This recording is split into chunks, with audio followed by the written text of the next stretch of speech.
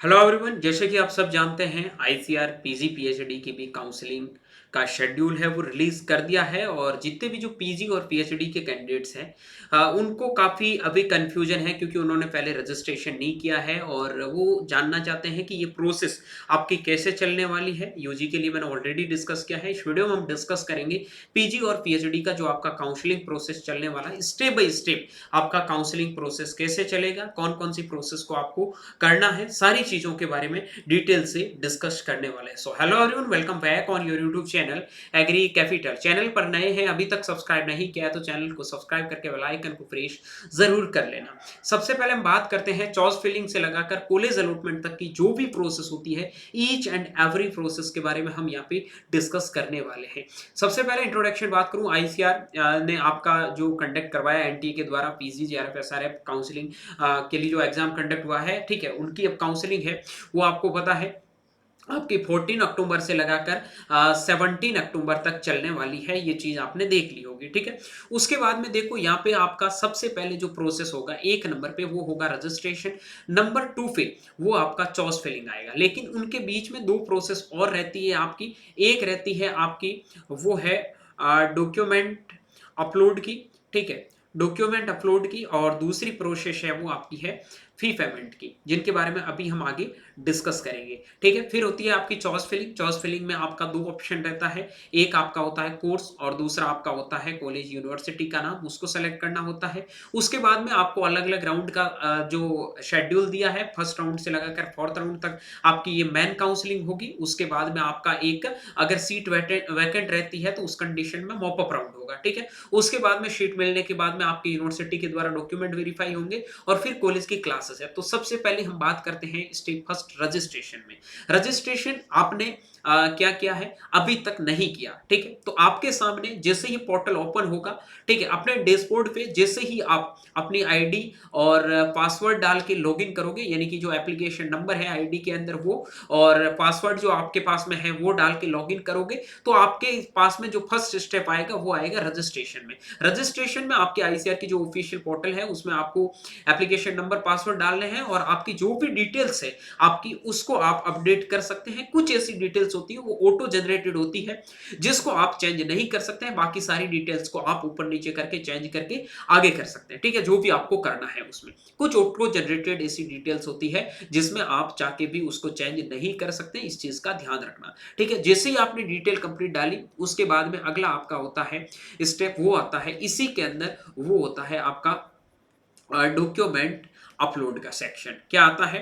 Document upload का section. अब कौन कौन से डॉक्यूमेंट की नीड है उसके लिए मैंने वीडियो बना दिया। इस वीडियो के डिस्क्रिप्शन बॉक्स में लिंक मेंशन है कि आईसीआर पीजी के लिए काउंसलिंग के लिए कौन से डॉक्यूमेंट की जरूरत है, फिजिकल वेरिफिकेशन के लिए कौन से डॉक्यूमेंट की जरूरत है। अभी तक आपने वो वीडियो नहीं देखा तो इस वीडियो के डिस्क्रिप्शन बॉक्स में लिंक मेंशन है और वहां पे मैंने आपको वो भी बता दिया कौन से डॉक्यूमेंट कहां पे बनेंगे, कैसे बनेंगे, वो सारी प्रोसेस है वो आप वहां पे चेकआउट कर सकते हैं, ठीक है। जैसे ही आप डॉक्यूमेंट अपलोड करोगे तो उसके बाद में तीसरा जो स्टेप आता है वो आता है काउंसलिंग फी पेमेंट का, ठीक है। काउंसलिंग फी पेमेंट किसी भी कैटेगरी से है आपका वन टाइम 500 रुपीज लगने वाला है। For the ICR counselling process candidate are required to pay a one time fee, वो आपका 500 रुपए होने वाला है। ये चीज आप लोगों को ध्यान रखनी है और वन टाइम होगी, चाहे आप पहले दे दोगे सीट नहीं मिलेगी फिर आप वापस से मॉपअप राउंड में जाओगे तो ऐसा नहीं 500 रुपए फिर देना पड़ेगा, नहीं, आपने एक बार फी पे कर दिया तो बार बार पे करने की जरूरत नहीं है। लेकिन ध्यान रखना चॉइस फिलिंग में जो आगे चीजें बताऊंगा वो ध्यान रखना, ठीक है। This fee is the same for all category, general, OBC, SC, ST, EWS, PWS, PWD, जो भी कैटेगरी है, ईच कैटेगरी के लिए आपका फी है वो 500 रुपए रहने वाला है। The payment must be made online and online after successful payment can be candidate participate in choice filling and other counseling step। मतलब आप पेमेंट करने के बाद में चॉइस फिलिंग वाला सेक्शन है वो ओपन कर पाओगे, उससे पहले आपके साथ नहीं होगा है। उसके बाद में अगला है please note that this fee is not non refundable, मतलब आपकी फीस है वो वापस से रिफंड नहीं की जाएगी, किसी भी कंडीशन में फीस रिफंड नहीं की जाएगी। और जब आप डॉक्यूमेंट अपलोड करने के बाद में फी पेमेंट में जाते हो तो अच्छे नेटवर्क में आके पेमेंट करना, क्योंकि बहुत सारे बच्चे दो दो बार पेमेंट कर देते हैं। हालांकि ये दो बार तीन बार करते हुए आपका होता है तो वो रिफंड हो जाता है, लेकिन ऐसा नहीं है कि आपको सीट नहीं मिली, कोई कॉलेज नहीं मिला तो फी रिफंड हो जाता है, उस कंडीशन में फीस रिफंड नहीं होती है। एक बार आप फी पे कर देते हो फिर भी आपके सामने चॉइस फिलिंग का ऑप्शन नहीं आता है तो आप हेल्प डेस्क पे आप एक बार मेल करिए, जो भी आपकी प्रॉब्लम आती है उनको आप बताइए, तो आपका सॉल्व आउट हो जाता है। ठीक है, ये चीजें होने के बाद में अगला स्टेप आता है चॉइस फिलिंग का। ये सबसे इंपॉर्टेंट है, पहले बता देता हूं। फर्स्ट राउंड से लगाकर फोर्थ राउंड तक जो भी आपकी काउंसलिंग चलती है, उसमें जो चारों राउंड की काउंसलिंग का चॉइस फिलिंग है वो आपका वन टाइम होता है, एक बार होता है। लेकिन जब आपका वापस से मॉपअप राउंड होगा, जब आपका वापस से मॉपअप राउंड होगा, उसमें आप एकदम वापस से फ्रेश नई चॉइस फिलिंग है वो फिल कर सकते हैं। ठीक है, तो ध्यान रखना, आपको मॉपअप राउंड का वेट नहीं करना है। जब भी चॉइस फिलिंग करने के लिए जाओ, आपकी पहले देखना रैंक क्या है, आपका सब्जेक्ट ग्रुप कौन सा है, और आपके लिए कौन सा कॉलेज अपने रैंक के अकॉर्डिंग सुटेबल हो सकता है। मैक्सिमम टू मैक्सिमम कॉलेज आप यहाँ पे फिल करना। वो ये चाहे एक कॉलेज फिल करो, चाहे 10 कॉलेज करो, 500 रुपए ही लगने वाले हैं।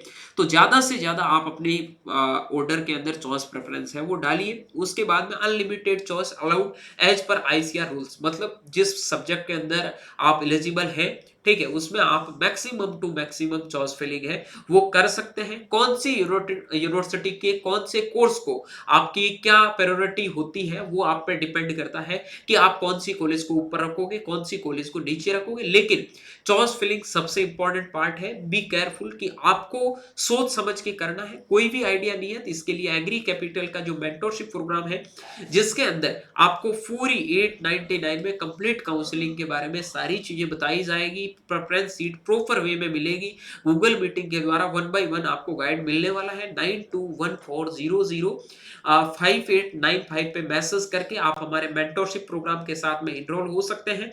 पर्सनल आपको मेंटरशिप के ग्रुप में ऐड कर दिया जाएगा, वहां पे आपको सारी चीजों के बारे में डिटेल एक्सप्लेनेशन है, चाहे आप किसी भी सब्जेक्ट ग्रुप से हैं, डजंट मैटर, आपको सारी चीजों के बारे में बता दिया जाएगा। किसी भी भाई को अगर काउंसलिंग में दिक्कत आ रही है, प्रॉब्लम आ रही है, तो डेफिनेटली आप अब एग्री कैपिटल के इस मेंटरशिप प्रोग्राम को ज्वाइन कर सकते हैं। ठीक है, ज्यादा जानकारी के लिए नीचे दिए गए नंबर पे आप कांटेक्ट कर लेना। उसके बाद में चॉइस फिलिंग मैंने आपको बता दी कि मैक्सिमम टू मैक्सिमम डालना है। फर्स्ट राउंड का रिजल्ट आएगा, सेकंड का आएगा, थर्ड का आएगा, फोर्थ का आएगा। फर्स्ट का रिजल्ट आया, 10 कॉलेज डाल देता हूं, मिलना तो मिलेगा, नहीं तो सेकंड में और डाल दूंगा, थर्ड में और नहीं।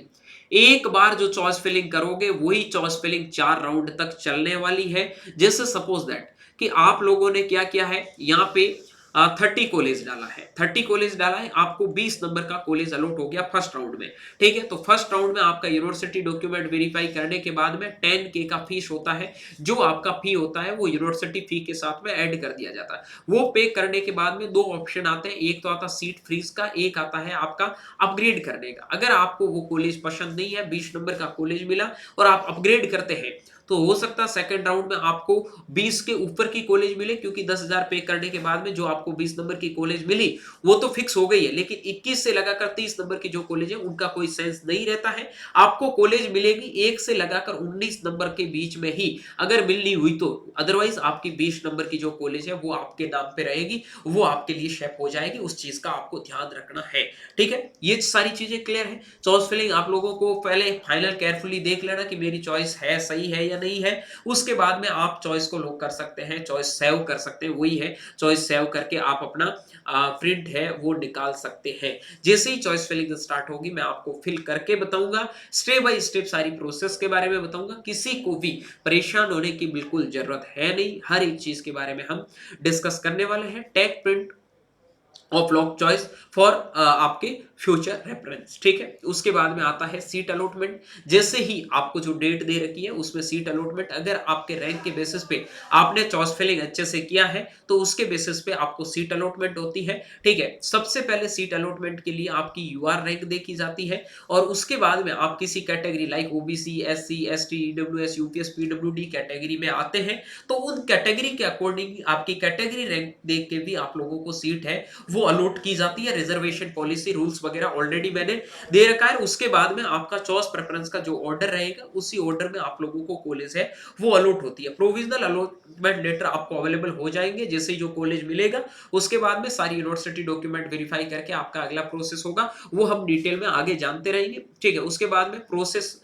आफ्टर आपको सीट अलॉटमेंट होने के बाद में सबसे पहले आपको डॉक्यूमेंट अपलोड करने, सीट अपलोड होते ही सॉरी सीट मिलते ही आपको डॉक्यूमेंट अपलोड करने जो आपने पहले किए हैं। अगर सही है तो आप उन्हीं को ही रखो, कोई दिक्कत नहीं। यूनिवर्सिटी आपके डॉक्यूमेंट चेक करेगी, यूनिवर्सिटी ने डॉक्यूमेंट वेरीफाई कर दिया, आपके सारे डॉक्यूमेंट सही है, तो आपको 10K पे करने का ऑप्शन आएगा, तो आप वहां पे जाके 10K पे करोगे। तो मैंने वही बताया, एक तो आपके सीट का फ्रीज करने का और दूसरा अपग्रेड करने के दो ऑप्शन है, वो फी पे करने के बाद में मिल जाएंगे। और फी पे पहले नहीं कर पाओगे, फी पे सिर्फ वही बच्चे कर पाएंगे जिनका यूनिवर्सिटी के द्वारा सीट अलॉटमेंट होने के बाद में डॉक्यूमेंट यूनिवर्सिटी जो मिला है उनके द्वारा डॉक्यूमेंट वेरीफाई हो जाएंगे, तो उन बच्चों का अगला प्रोसेस है वो यहाँ पे कंसिडर कर लिया जाएगा। इस चीज का ध्यान रखना है, ठीक है।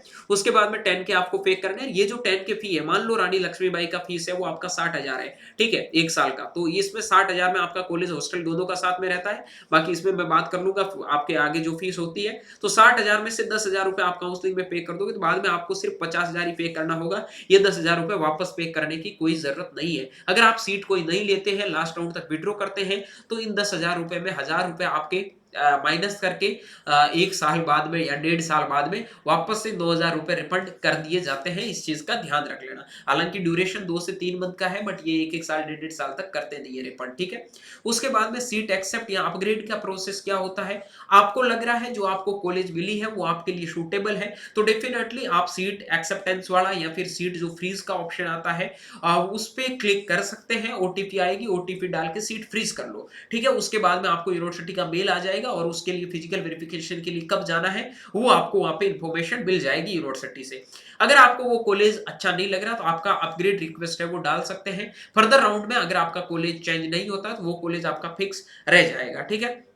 उसके बाद में candidate must carefully decide between acceptance and upgradation with in the given time, ठीक है। देखो आपको जो टाइम फ्रेम दे रखा है उनके बीच में ही आपको सीट को एक्सेप्ट करना, फ्रीज करना है, जो भी मतलब करना है या अपग्रेड करना है, जो भी आपको करना है, ठीक है, उसमें करो। बाद में सोचोगे मैं बाद में कर लूंगा, ये कर लूंगा, टाइम कंप्लीट होने के बाद में आपके पास कोई ऑप्शन नहीं रहता है, आपके ऊपर कोई देखरेख नहीं होती है, आपको नेग्लेक्ट कर दिया जाता है और आपकी सीट नेक्स्ट राउंड के लिए कंसिडर कर दी जाएगी। बी केयरफुल कि आपको जो ये शेड्यूल दे रखा है उसको फॉलो करना है, उसी के हिसाब से आप लोगों को चलना है, ठीक है। जो आपको अलॉटेड सीट होगी वो भी चली जाएगी अगर टाइम से आप कोई प्रोसेस को नहीं करोगे तो। होपफुली ये जो भी चीजें आपको बताई है समझ गए।